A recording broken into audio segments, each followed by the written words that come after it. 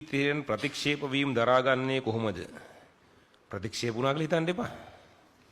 ඔයාට ඊට වඩා අධ්‍යක් ලැබෙන හම්බෙච්ච අවස්ථාවක් කියලා හිතන්න.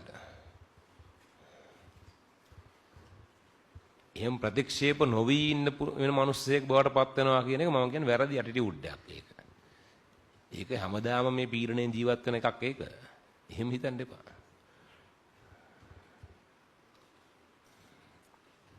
ඔය දෙකේ අවසානයක් නැහැ.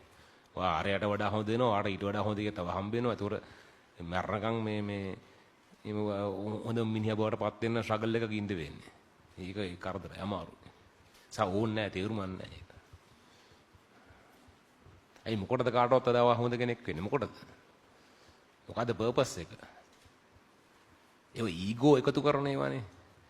ඊගෝ වලින් අයින් වෙන්න. උපාදානයෙන් අයින් වෙන්න. ඒතර හරි සහැල්ලුයි. ඒතර කවුරු හරි වාට බැන්නට වාර කේන්තියක් නැහැ. මම ඇත්තටම ප්‍රැක්ටිස් කරනවා. ඒ වුණා කිව්වත් මට කේන්තියක් නැහැ. අර පහුගිය කාලේ FB එකේ දාපු යන අර එක එක බැන්නේ. ඉතින් හද්ද කතා කිය බැන්නේ.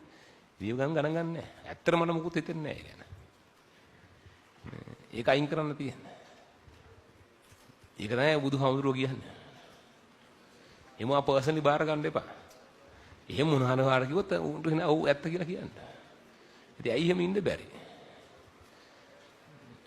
නිකන් ඔය අවුට ගහන, ඌ ආට ගහන ඔක ඉවරයක් වෙන්නේ නැහැ. කවද්ද ඉවර කරගන්න?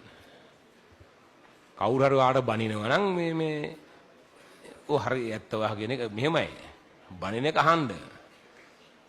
මිනිස්සු බනිනකොට ඒ බනින එක ඇතුලේ තියෙනවා සමහර ගණ්ඩ කෑලි.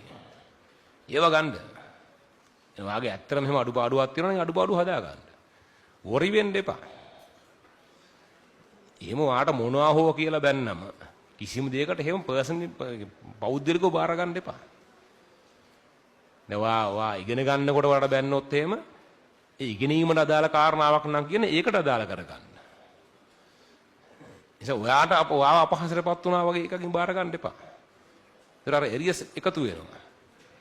ඒතර කවුරු හරි කෙනෙක් ඒකෙන් පීඩාවටපත් වෙනවා. දැන් අර කොහොම තමයි වෙන්නේ අර ඔෆිස් එකේ බොස් ගෙන් බැනුම් අහලා ගෙදර යන මිනිහා ගෙදර ගෑනට අල්ලන් ගන්නවා. ඒතර ගෙවල් වල මිනිහෙන් බැනුම් අහලා ඉස්කෝලේ ටීචර්ගෙන් උඹලා බැනුම් අහනවා.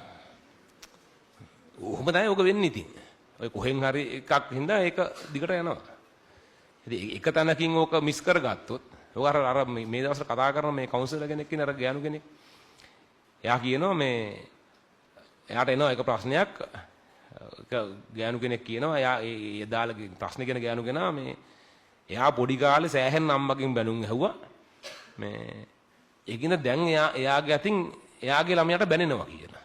එයා දන්නවා බන්න එක වැරද්දක් කියලා. නමුත් මේක නවත්ත ගන්න බෑ. අර පරණ එක හින්දා මේ ඒ සෑහෙන පොඩි කාලේ බැනුම් අහපු කෙනෙක් මම ඒකින්ද මගේ අතුනුත් ඒක වෙනවා කියලා. අර මනුස්සයා කියනවා මේ මාත් එහෙම බැනුම් අහපු කෙනෙක්. මාත් හොඳටම බැනුම් අහපු කෙනෙක් පොඩි කාලේ. හැබැයි ඕක දන්න හින්දා මම මගේ ළමයට බනින්න නැතුව හිටියා කියලා.